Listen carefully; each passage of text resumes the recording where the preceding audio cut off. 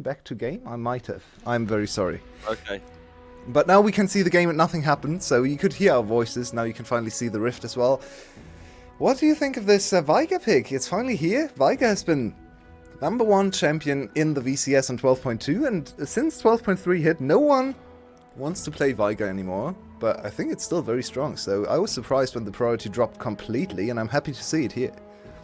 So I was saying this actually yesterday when I was on the desk, but Veigar always feels like a feast or famine kind of champion, in the sense that either it does what it's meant to do in a draft very well, and what it's meant to do is stop engages, scale up, be an absolute monster in the late game, or it just doesn't do that, and it's really lackluster, and yeah, it's very analog, digital. That's the word, digital in that sense.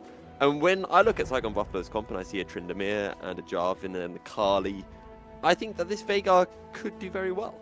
Yeah, very fond memories of the Veigar against a Kali matchup. There was a certain game, I believe 2019 Worlds, Fnatic against T1, where they played the Veigar and turned out around the whole game against an Akali pick from Faker. So let's see if Yado can channel his inner nemesis, I believe was the mid lane at that point. Very strong defensive pick, and Yado and Cerberus is the most, especially Cerberus, not so much Yado actually. Cerberus by far the most defensive team. We talked about this in game 1, we talked about this in pre-game, so the Veigar should really fit their kind of style. It's super strong against a lot of these champions, against Akali, against Jarvan, against Taki on the Nautilus, so Yado holds a lot of the trumps in his hands in this game. He just needs to execute. Sadly for him, the execution ability is on Froggy. Perfect execution. We'll see whether there's any of that this game, as Cerberus are starting to push this bottom wave in. I was just wondering if Fook1 might be looking for a game, but instead he decides against it, and already a much slower game. It feels from what we've seen in games 1 and 2, both teams taking a more measured approach.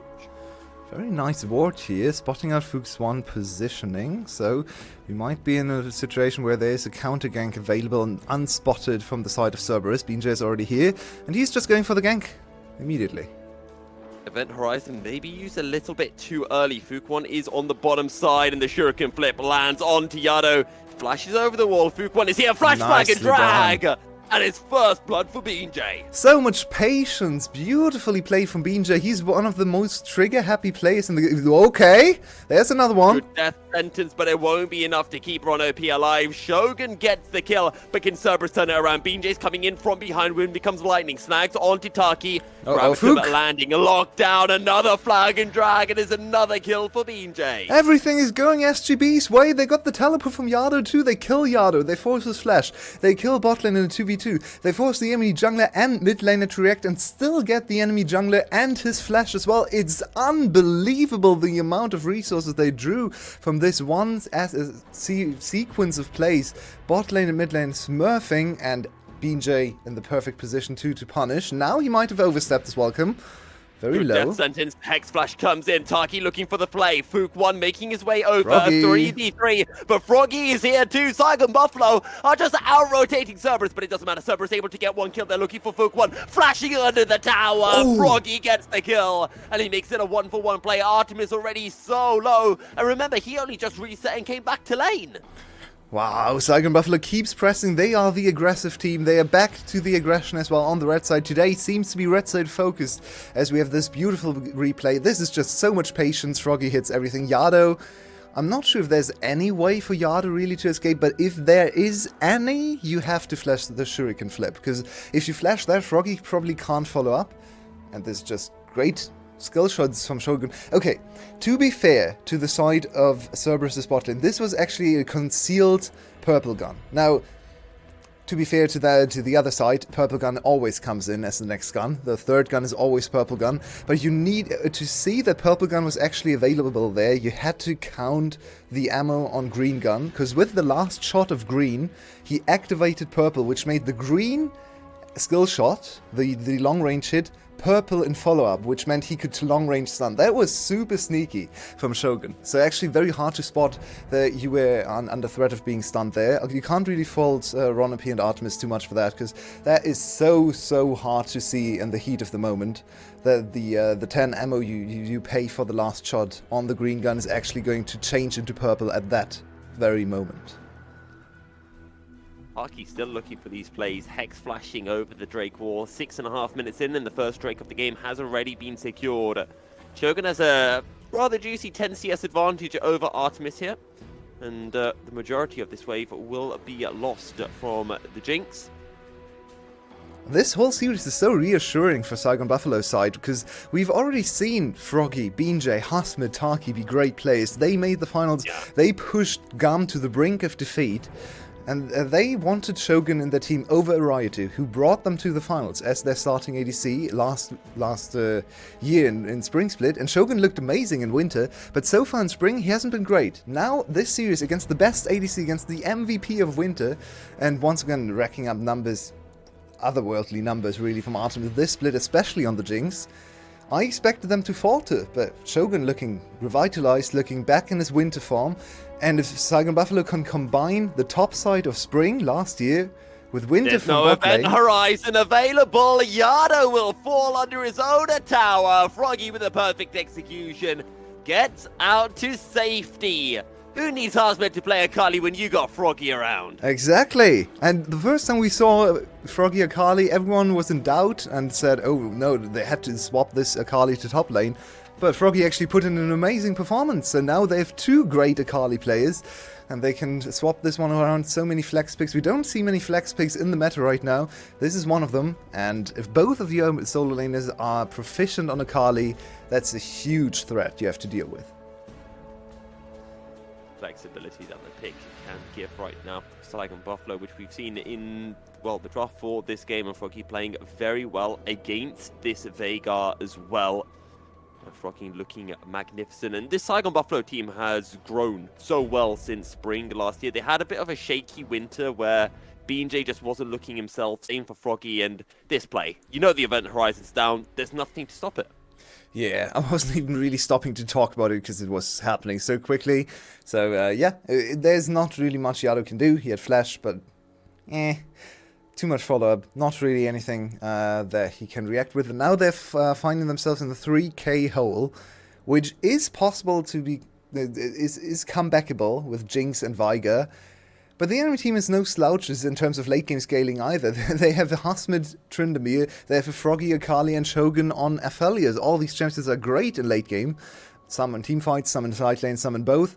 So yeah, more of gold funneled into Shogun, and the gold lead is getting to insurmountable levels. Honestly, I'm really proud of BJ. He's become an adult, and he's actually adopted Artemis and Rono P as his children, and he's telling them, no, kids, you're not allowed to touch this bottom wave. Go back to bed. And Artemis and Rono P are forced to back off, as in the top lane, we've got a bit of fighting going on. Hasma just 1v2s casually. Who cares if you're outnumbered? So he presses Ghost, and then installs so much fear in Fook's mind that Fook instantly flashes away. I love to see that. Hasmid, of course, had Froggy coming to assist him. Now, he still has his ultimate, but no Ghost. Flash and ultimate should be enough to get him away from you. Artemis is only level 5. He needs to be very, very careful. Oh no. Oh no, flag and drag. Oh, he flag and drags onto the jumpers. Artemis takes the lantern, flashes out of the cataclysm, but it does not matter. And everyone just trying to 1v2 or 2v1 Hasmed, but this time, Hasmed had some friends. So Fook 1 is going to be engaged, so when becomes lightning, he gets 1 kill, but the shuriken flip pulls 1 back.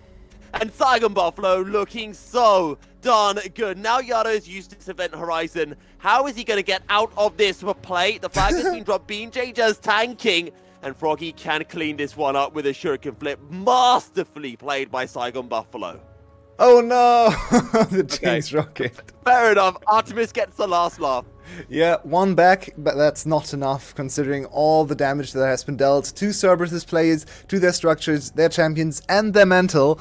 Because this is Saigon Buffalo in their best form from Spring. I'm almost getting I'm teary-eyed here looking at how well this mid-jungle duo played. All these guests coming in and telling me week after week that Froggy's a bad player, and I have to sit there listening to them because Froggy actually played bad in Winter Split, losing my mind that this amazing player that redefined the meta in Spring last year with his roaming champions, with his counter picks, with his melee picks, is just not putting in the work. But he is back, and Bean J is too. He was the jungler challenging Levi for #1 spot. No one talked about Bean J in any positive light in Winter, but this is why we're all so hyped about this rookie. The most, I think, rookie of the split he won from our community in Spring Split, and he's back. And it's what I was saying before, Saigon Buffalo, I've been really impressed by them this split because they had such a bad Winter Split and they have come back fantastically. Also, I never thought I'd say this, but Bean J is playing a champion way better than Levi. And right as we praise Saigon Buffalo, maybe things start to go a little bit bad. Taki has already been taken down. Does Bean J look to go in? Two-man catch them, and now there is no the timing for Rono B. He lands the moonshot. How, I don't know, but Shogun picks one back up for Saigon Buffalo. And the goal lead is still at 6k for the Buffaloes. Okay, Shogun is the best green gun Aphelios I've ever seen. I know that's very specific. There are a lot of Aphelios out there and some are legendary. But Shogun's plays with green gun this game have been outstanding. 2 times in a row. Green gun Q, perfectly timed, concealed weapons, just all the things you can do on this champion. No, not a lot of people think about Aphelios mechanics because honestly, there are not many. But the few that there are, wow, Shogun is playing it masterfully to the next level. I haven't seen these kind of Aphelios plays maybe ever, maybe in a long while, but they are astonishing me. Look at him! Go for the hook, he flashes forward! Shogun, take a bow and a half! That was delightful! This is what I want to play Aphelios for. I love this champion and it's so much fun, but Shogun is really pushing it to the next level. Can play aggressively, can play defensively set up. This is why this champion is always in the meta since it has been introduced to the game, because it's so versatile. It has range, it has wave clear, it has a good pushing power, a decent laning phase, it has CC, it has long range engage. It can do absolutely everything, and in games like these you see why people still play the Aphelios. Might have been slightly caught. He drops down the flag. He drags, but he gets run down and he gets shotgun to the back as a Apost will pull 1 kill back and take a rather nice shutdown.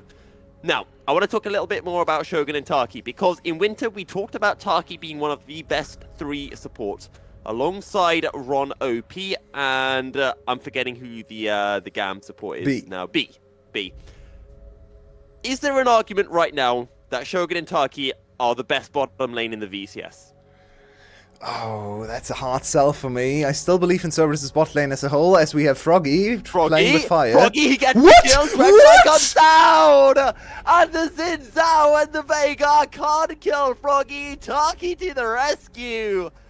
Oh, this is looking dirty from Saigon Buffalo. What are these plays? Where did they come from? He tanked the Mega Death Rocket at the end as well that Artemis threw out.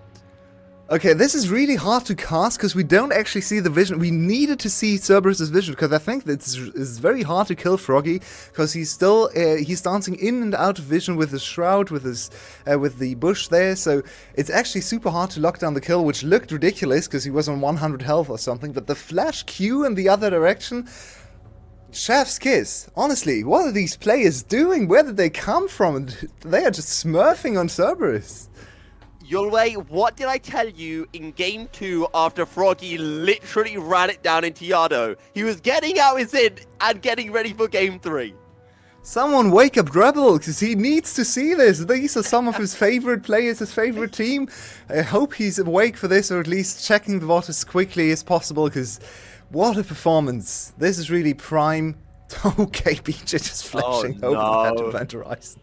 Oh, this is just evil. Froggy wants to kill him. BJ says, no, it's mine. Yeah. And he takes himself. He literally used that voice in comms, I swear it. And now Cerberus trying to collapse back onto Saigon Buffalo. Can't land. The wind becomes lightning. BJ will flag and drag over the wall. And Saigon Buffalo are out scot-free. We have the little evil mage, but playing against the big evil that is BJ. Yeah. Wow. BJ, what a performance as well. Everyone is just stepping up. Hasmet quiet in the side lane maybe. But this is also why we were so excited in Spring Split when we first saw this iteration of Saigon Buffalo. We came into the split all ranking them last place in spring last year. It sounds ridiculous nowadays. What we didn't know about BJ, we didn't know about Variety, we had no idea about Taki. We just saw the roster and said, well, it's Froggy and Hasmet as solo laners, which is okay, but yeah, it can't be trusted.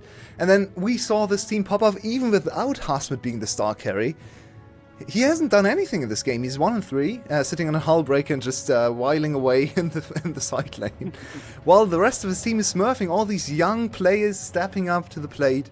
And BJ, can you please stop second iteming Sterox Rage, please? I beg you. I beg you. I want to praise you. Please stop this. Oh, well, maybe itemization isn't his strong suit. His gameplay, though, is absolutely on point. I'll try to save my one swear word of the season for a little bit later, but I'm getting very close to using it in this game. It's impressive, and it goes to show that you can have faith in these young rookie players, and you can make these comps work. We've seen it work for Mad Lions in the past. I think it was Griffin in the LCK that had a similar effect. Artemis, he can't get to the lantern in time. The CC's layered beautifully. BJ coming from the side. Event Horizon depth charge buying some time, but BJ won't get close enough to drop down the Cataclysm. Taki's hungry. Taki wants Yano, but Yano gets the lantern from Bron OP in time and is able to get out. Another Event Horizon drop down. The Everfrost, the collapse onto BJ. Primordial burst, but Shogun wants revenge. He sidesteps everything. Fook 1 under attack, trying to get the kill onto Taki. And last time Taki saved Froggy, this time Froggy saves Taki. It is a beautiful. Taki, Froggy, Shogun, what a bot site, and then you add BJ and Hasmet on top, and suddenly this, you understand why we believed in Spring, why we looked at this team and said, this team can win this league, this team can beat GUM. And remember, I know, it's history and I'm always talking about history too much, but last year, in the finals, they fell 1-3 to GUM. Do you know what happened in this final? They were 1-0 up, they were 10k gold up at 18 minutes in Game 2. Just imagine the future where they win Game 2 against GUM in Spring Finals. This could be a championship team already. And they still have a lot to fight for in this year. We asked a question in our first series of the day with GUM when they made their mistakes. If they were playing against another team, would they have been so lucky? If they weren't playing against Versus Sky, could they have been punished? This Saigon Buffalo team, the one that's playing right now with how they're playing, my god, they could. Yep, they have the individual players to stand up to GUM and Cerberus, of course, but they also have the coordination, the pre-planning, the drafts to do so. This is why we were so excited. Ran, my favorite coach in terms of just preparation for the games, coming up with game plans, as BJ wants more blood. I was wondering if that moonshot was going to be enough with some chakrams on top. Good Dark Matter to stop Rift Herald from charging forward. Why are you here, Artemis? He's trying to do the very gameplay he did in the last game, but this time there's a Tryndamere, and it doesn't even matter if you were fed, you're gonna get run down. Hasmet gets the kill this time. The ADC split push is unsuccessful for Cerberus. He did force, or he made Hasmet nervous enough to force his ultimate. So, success, I guess, because you're never going to win the 1v1 against Tryndamere as Jinx. Like, there's no game state where this is possible, but you made him ultimate. So, put respect on Artemis' name. He can run it down quickly enough for Hasmet to force the ultimate. Yeah, and Artemis didn't use any of his summoners either, so yeah, he's a real winner. And he got Hasmet's flash, so... But then again, Artemis is dead, so he can't laugh about it. Yeah, Artemis with one of the weakest performances over the course of the whole series we have seen in a long time. Reminiscent, once again, of the last time these two teams met each other at a huge stake match in Spring. Artemis was our MVP in across half of the Spring season in last year as well, but then he didn't do anything in playoffs. Ooh, BJ misplacing down the pink ward, and Artemis is able to ride the Lantern out to safety. And I want to follow on your point, your way, about this not being not being a good series for Artemis in a long time. It's not being because Artemis has been bad, it's because Saigon Buffalo have been really good. Yeah, especially the bot lane. I had so many doubts about this matchup. Shogun against Artemis just to me sounded like an insurmountable difference in the ADC position. But it's not the case. Shogun actually the better ADC across 3 games. And if Shogun can outperform Artemis, then the rest of the team should be in favor, especially the jungle matchup. And mid lane, looking insanely strong as well. Look at Froggy. Fook cannot contest the Baron now. He needs to heal somehow, but how is he going to get close to the Baron without dying instantly? Taki playing bodyguard. When he's able to get a couple of honey fruit, the Baron down to half health. Oh, Shogun! Get one. And Saigon Buffalo don't care about the Baron. They just care about getting kills. In goes Froggy to make it 3 kills for the Saigon Buffalo mid laner. And the rest of the team will secure the Baron Nashor. Weethy who? It's Froggy time on Akali. What are his stats now? 8-0? What is this game? Froggy's just popping off left, right, and center, not dying, just killing absolutely everything, being everywhere on the map. Yeah, Froggy haters, take this. Look at this game and tell me this is a bad player. I don't think they can. From now on, Hearthmed, you're not allowed to play Akali. It's only for Froggy. That's the highest praise you can ever give someone. It's all... honestly, the highest praise I could give an Akali is to say it's better than VTO's Akali. It's not quite the... I don't know if it is there, because VTO managed to overturn like a huge deficit and almost single-handedly win a game. Whereas this is Froggy and everyone on Saigon Buffalo playing phenomenally well. But what I really like about Froggy on Melee Champs, and why I love watching him so much when he's on the Akalis, on the Yone, is where he positions. He has a mind for these champions. Nice, thank you, Froggy. Bye, Artemis. Nice underscore. But he has a mind for these champions in terms of positioning, where other people like Yado, who are decent players on these champions as well, will position like a control mage and just stay with the team. But he knows where to go. He knows where to pose the biggest threat to the enemy team. Okay, Yado has a lantern. He's going to try to trade onto Hearthmed before taking it out. But oh no, they're being collapsed. Oh, Cataclysm 1, 2, 3. Where's the Moonlight Vigil? Shogun won't even use it. That is huge disrespect. A double, a triple kill for Shogun. And he still has a Moonlight Vigil available. He walks away with white gun and his Moonlight Vigil available when everyone was corralled into one BJ ultimate. He could have fired that ultimate to get so many stacks. Froggy's gonna dive the Nexus Tower for this. Oh, he misses the Shuriken flip. Maybe Artemis can turn it around. Oh, Froggy doesn't care.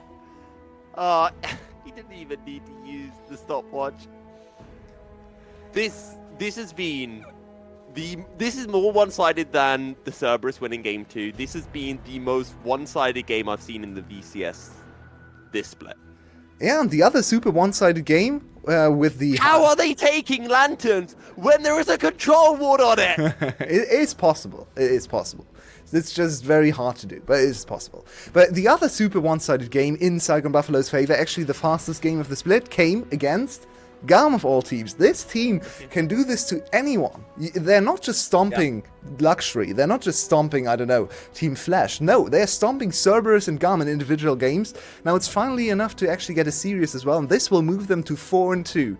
4-2 is more than they had halfway through winter. So this is really putting them on the board as one of the top teams. We now have GAM at 6-0.